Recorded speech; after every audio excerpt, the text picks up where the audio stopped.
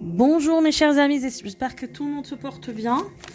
Alors nous allons faire une petite voyance par rapport aux questions que vous avez posées. Alors je vais peut-être pas traiter tout évidemment, hein, on va faire quelques questions. Et puis on verra ce que ça donne en voyance évidemment. J'espère que tout le monde se porte bien. Je salue tous mes chers fidèles auditeurs et tous les nouveaux qui sont arrivés sur la chaîne. Alors on va commencer par le pape évidemment. Bon, qu'est-ce que vous en pensez de ce pape? Difficile, là j'ai pas encore analysé le sujet. Américain, bon, ok. Moitié français, moitié italien. Alors on va noter tout de suite son prénom. Alors Robert Francis, c'est ça, on est d'accord, 14, 9, 55.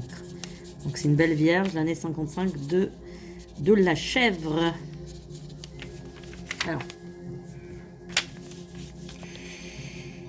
Alors, c'est quelqu'un qui à la fois pour moi est très fort, c'est quelqu'un qui est très fort mentalement, hein, il a une puissance.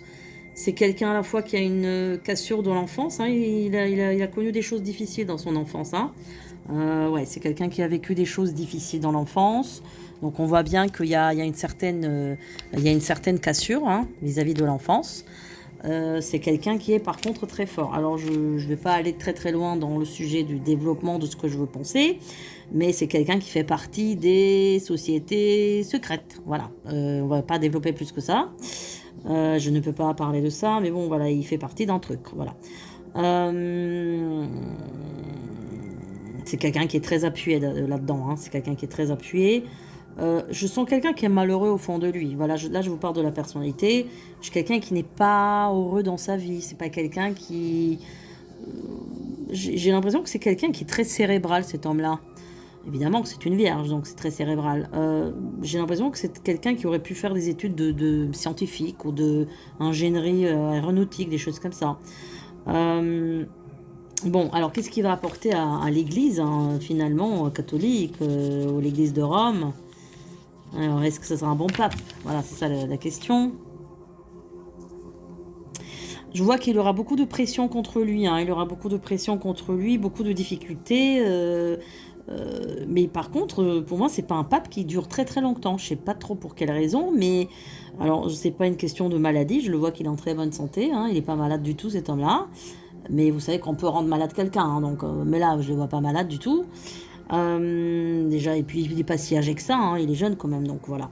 Je dirais que pour moi, il reste 5 ans, voilà, mais de ce que je vois. Je peux me tromper, mais j'ai l'impression qu'il reste 5 ans, moi. J'ai l'impression qu'il reste 5 ans. Il aura beaucoup de pression contre lui, contre l'Église, il aura beaucoup de difficultés. Ça sera pas simple du tout, hein, son... Alors, comment ça s'appelle? C'est pas un quinquennat, c'est pas son... Je sais plus le mot. Je sais plus comment ça s'appelle. C'est pas un règne parce que c'est pas un roi. Bon, je sais pas. Son poste, non, c'est ça. Non, il y a un mot, mais j'ai pas le mot là. Donc, il aura beaucoup de pression contre lui parce que, alors, c'est quelqu'un qui, bon, évidemment, j'ai entendu à la télé qu'il était très. Ils ont dit qu'il était comment très. Voilà, c'est pas quelqu'un qui est très souple sur les changements, voilà. Moi, je vois quelqu'un de effectivement très dans les dogmes, très dogmatique, très fermé, très peu d'ouverture d'esprit finalement, assez étriqué. C'est quelqu'un qui va suivre un chemin déjà tracé, un chemin de pensée aussi, d'action. Il va se heurter à beaucoup de problèmes, internes comme externes, que ce soit bien au Vatican et que ce soit bien à l'extérieur. Après, moi, j'ai pas quelqu'un qui va faire non plus rien de miraculeux. J'ai rien d'extraordinaire. J'ai pas un pape qui va faire quelque chose de génialissime, de quelque chose de nouvelles réformes. Il n'aura pas tout ça. C'est pas ce pape-là. Ce n'est pas ce pape-là. Il aura comme des atteintes à l'église là-bas. Il aura, ça viendra d'ici 2-3 ans, hein, je dirais. Il aura des mouvements qui vont être contre. Donc ils vont essayer de faire comme des putschs. Vous voyez, c'est pas des putschs d'État, mais entre guillemets, des putschs d'État, puisque le Vatican, c'est un État. Le plus petit État du monde, n'est-ce pas?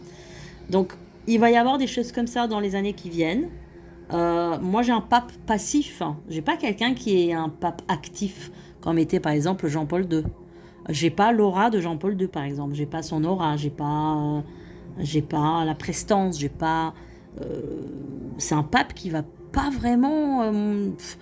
Je sais pas, mais je sens pas qu'il va être vraiment aimé, parce que c'est quelqu'un qui est très froid aussi. Hein. C'est quelqu'un qui est assez rigide. Hein. Il y a une froideur. Il y a quand même beaucoup de, comme je vous ai dit, des dogmes, c'est quelqu'un qui est assez maniaque, comme les vierges d'ailleurs, entre guillemets, au côté très maniaque, très rigide, très rangé, beaucoup dans la paperasse, beaucoup dans tout ça. Donc il n'aura pas de place à la fantaisie. C'est pas un homme qui va être fantaisiste. Voilà, c'est la vierge terre à terre, tout simplement. Voilà. Voilà ce qu'on pouvait dire sur le pape. Alors, on avait des questions. Alors, sur le ski, les animaux, le Canada, Monaco. Bon, alors on va faire les animaux. Bon, la question n'était pas très claire, mais c'était la maltraitance animale. Est-ce que ça va évoluer dans le temps? Comment ça va se faire? Il aura des évolutions sur la maltraitance animale, il aura des évolutions sur tout ça. Il aura des évolutions. Dans le temps, il aura des règles, des lois qui vont arriver, qui vont être beaucoup plus strictes. Après, qui dit strict, dit aussi répression. Donc, il faut faire attention entre les deux. Mais vous savez qu'en France, quand on impose des choses, c'est pas forcément en faveur d'autre chose. Donc, ça va être en défaveur de l'autre chose. Par exemple, je sais pas pourquoi, là, visuellement, je vois des clôtures. Hein. Je vois des clôtures dans les champs, des trucs comme ça, des clôtures. Pourquoi je vois ça? Par exemple, les animaux, un animal ou un chien ne pourra pas dépasser tel endroit. Ouais, il aura des choses comme ça qui vont être un peu aberrantes. Il y aura des aberrations, en fait, dans la protection animale. Donc, les animaux... En fait, si vous voulez, tant qu'il n'y a pas le vrai amour vers l'animal, on peut faire des lois, on peut faire n'importe quoi, ça ne sert à rien en fait. Parce que ceux qui décident les lois ne sont pas ceux qui, finalement, les aiment tant que ça. Vous comprenez ce que je veux dire? Donc une loi doit être faite en adaptation de la pensée et de l'amour vers l'animal, pour son bien, mais aussi pour le bien du maître. Là, on va faire des lois répressives, mais qui vont aller dans le mauvais sens du terme. Voilà. Donc tout simplement, oui, il aura des protections. Oui, il aura... déjà, on va imposer des puces à tout le monde, à tous les animaux, pour les surveiller, avec GPS, tout ça. Il aura des choses comme ça. Voilà, il y aura des choses comme ça. Alors, comme je vous dis, est-ce que c'est bien pour autant d'avoir des puces GPS? À la fois c'est bien, à la fois non. Vous comprenez ce que je veux dire? Donc à la fois, dans le bien il y a toujours du mal, dans le mal il y a toujours du bien, c'est ce que je vous ai toujours dit.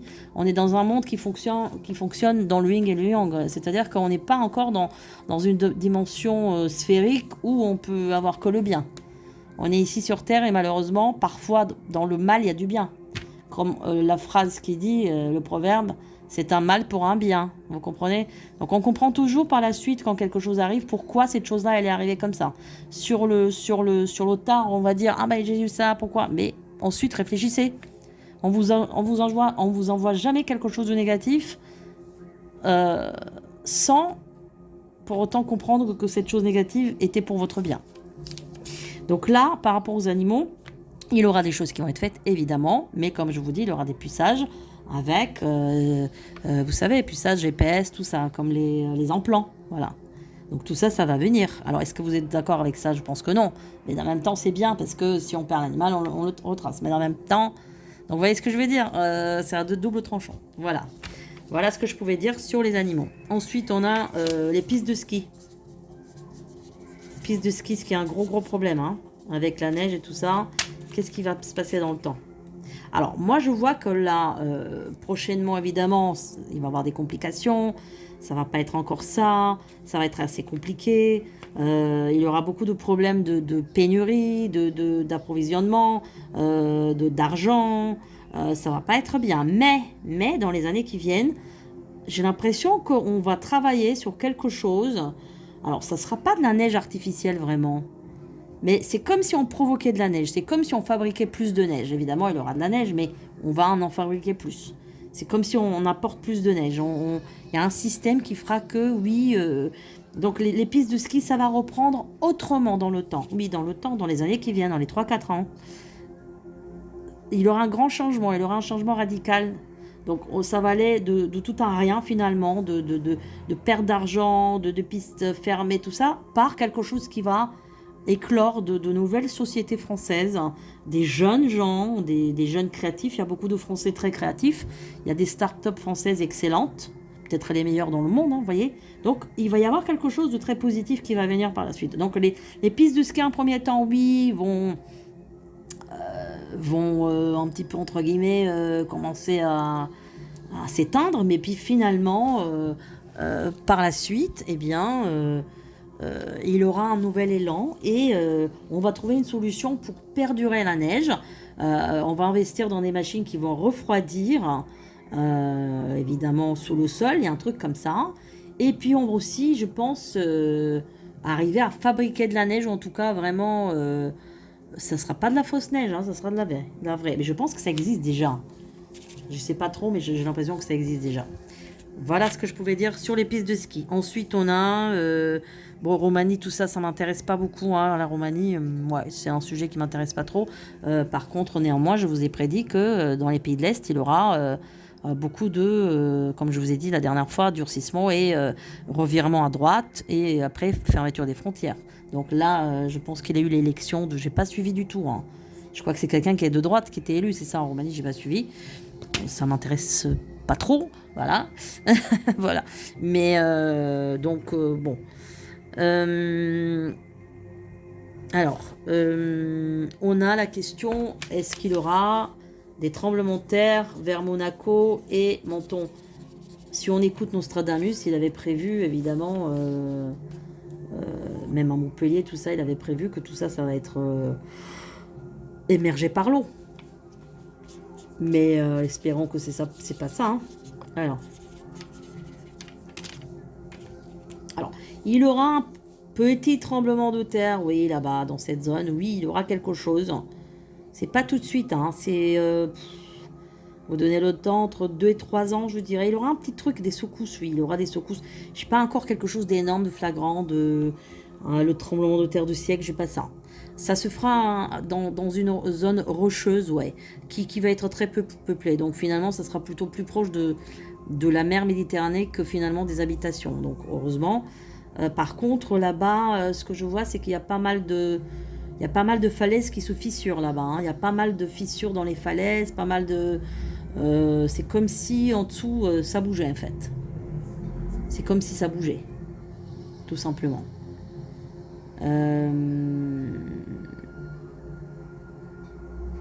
Bon, dans le temps, qu'est-ce qui va se passer dans le temps? Est-ce que ça va perdurer ou il aura encore des problèmes? Je pense que dans le temps, ça va être, c'est vrai que ça va être une région qui va nécessiter pas mal d'investissements pour protéger la Riviera. Parce que je vois vraiment, comme je vous dis, des falaises qui finalement ne tiennent pas, quoi. Avec la sécheresse, on voit que le sol est très sec, on voit qu'il y a très peu d'humidité dans le sol, que le sol a besoin d'eau finalement et qu'il y a vraiment un problème des nappes phréatiques. Mais tout ça, il y aura beaucoup d'investissements là-dedans et ça va se résoudre ce problème-là, mais avec beaucoup d'investissements. Alors, qu'est-ce qu'il avait d'autre?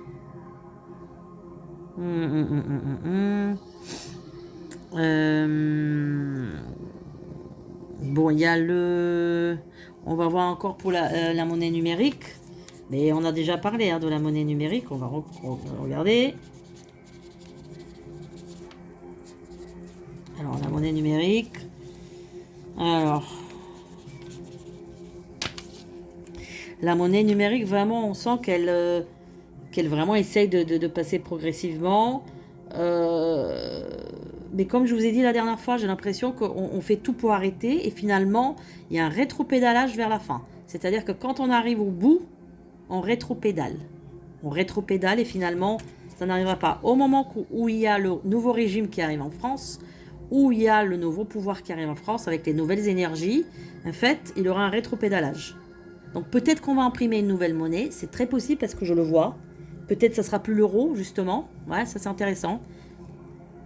Moi je vois des billets un peu rosés, un peu couleur rose pâle. J'ai un truc comme ça moi. Donc moi j'ai l'impression qu'il y aura une nouvelle monnaie, hein, la France. Et ça c'est, quand je vous ai dit, après 2027, de ce que j'ai, hein, si on est bon dans les dates, une fois qu'il aura le nouveau pouvoir, hein, eh bien, il aura un grand changement à tout ça. Donc si la France, elle se détache de la communauté européenne, comme j'ai dit la dernière fois, et que je l'ai dit milliers de fois depuis des années, eh bien, on va créer une nouvelle monnaie. Donc ça ne sera pas l'ancien franc, ça sera autre chose, mais ça va être une nouvelle monnaie. Donc c'est pour ça que je vous dis oui, on est vraiment au bout du bout, presque arrivé à la monnaie numérique et supprimer les espèces. Et puis finalement, il y a un rétropédalage vers la fin. Voilà, tout simplement. Voilà mes chers amis, bah écoutez, vous pouvez toujours me proposer des sujets dans la rubrique post en fin de page YouTube. Pour ceux qui veulent soutenir la chaîne, vous êtes les bienvenus, je vous remercie du fond du cœur. Je vous souhaite à tous un agréable week-end, très bonne santé, beaucoup d'amour et je vous dis à très bientôt. Ciao ciao.